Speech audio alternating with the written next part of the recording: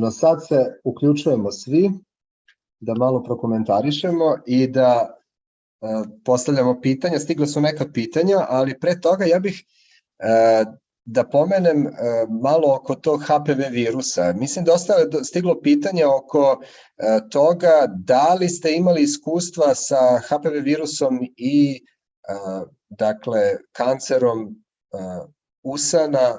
Da li je to nešto što ste viđali u svojoj praksi, jer nekako kada gledamo na oralni seks koji pogotovo mladi ljudi smatraju kao najbezbednijim oblikom seksa, što nije tako, da na kraju taj HPV možda je nešto i najstrašnije jer može da izazove upravo taj kancer grla i usana. Kako je vaše iskustvo? Pa u praksi nisam.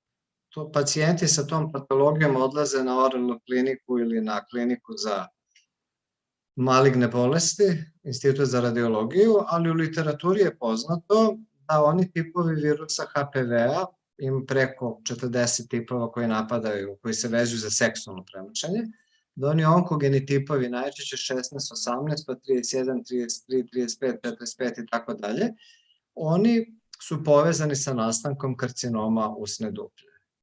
Znači, uz alkohol, žestoko piće, uz pušenje i tako dalje, ali HPV virus je vrlo značajan u nastanku tih oboljenja malignih. Zbog toga i postoji vakcina sada dostupna, tako da se treba da je prime kako žene, tako i muške osobe, jer na taj način će se zaštititi od ovih onkogenih opasnih tipova. Samo da kažem još dve rečenice, kondilomi su uvek izazvani dobroćudnim tipovima 6 i 11. Znači, to su izraštaji obično na penisu, vagini, zadnjici, nekad u predelu usne duplje. Ti tipovi 6 i 11 su benigni i ne prave problem, samo što su dosadni i stalno se vraćaju. Ali da bi znali da li neko ima u ustima te opasnije varijante, trebalo bi da se rade PCR metodom testovi, da se utvrdi da li osoba ima neki od tih virusa u sebi. Čak ni to ja ne preporučujem rutinski, jer šta, kad kažem pacijentu našli su vam opasan tip virusa na penisu, šta ćemo sad da radimo, da vam odsečemo penis? A virus kako dođe, on tako i ode. Vrlo je bitno ako postoje neke ranice i ako postoje neke patološke promene da se sa tog mesta nađe virus, onda svakako on se povezuje sa nastankom tih oboljenja. Odlično. Doktorka, za vas pitanje, kaže, imao sam nezaštićeni seksualni odnos pre nedelju dana, kada mogu da počnem da uzimam PEP? Nažalost, već smo rekli da to treba početi ako se proceni da zaista treba, ne treba ni to posezati za tim na sopstvenu ruku, nego porazgovarati sa stručnjakom, bilo sa savjetnicima u gradskom zavodu, studentskoj poliklinici, potentu ili na infektivnoj klinici, ali je momak baš zakasnio jer to ima smisla u prvi 24 do 48 sati početi. Znači on je zakasnio, on treba da sačeka još jedno 3 nedelje ili malo duži period ako se opredeli za terensku neku akciju testiranja, znači van zdravstvene ustanove i da jednostavno testiranjem proveri svoj status. I drugo pitanje, povezano sa tim, kaže, moj partner uzima PrEP, da li to i mene štiti? Pa ako on uzima PrEP kako treba, onda bi trebalo da štiti i njega. Ali ja uvek insistiram na tome da zaštita počinje od sebe. Znači ti znaš šta radiš i tako štitiš sebe, a ne da se oslanjaš kako se drugi štiti, pa da se ti štitiš posredno, da tvoje zdravlje zavisi kako se drugi štite. Bolje da krene od sebe, ako partner koristi PrEP, ne znači da može i on da koristi PrEP, ako želi na taj način da se štiti. Ljudi koji se ne poznaju dovoljno ne treba olako da prihvataju to.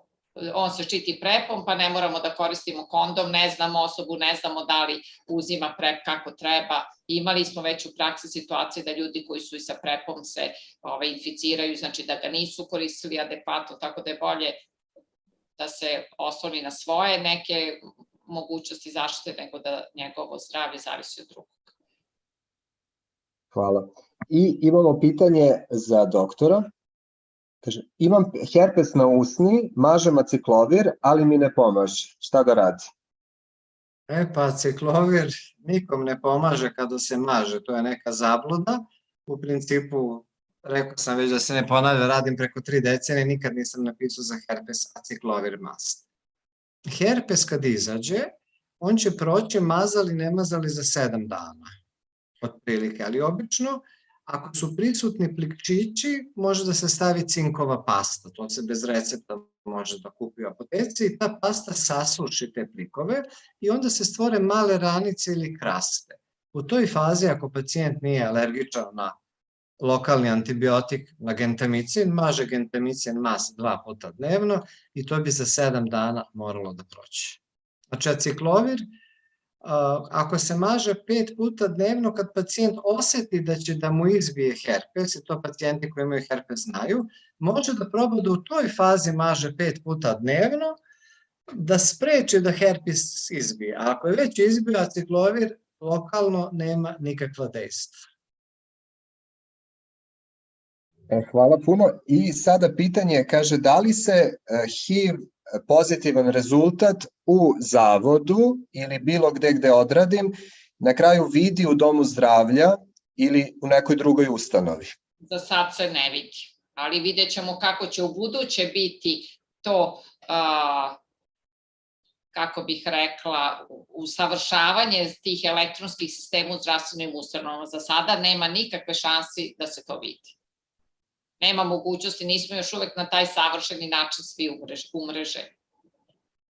I pita, dečko, kako da znam da li sam vakcinisan na hepatitis B?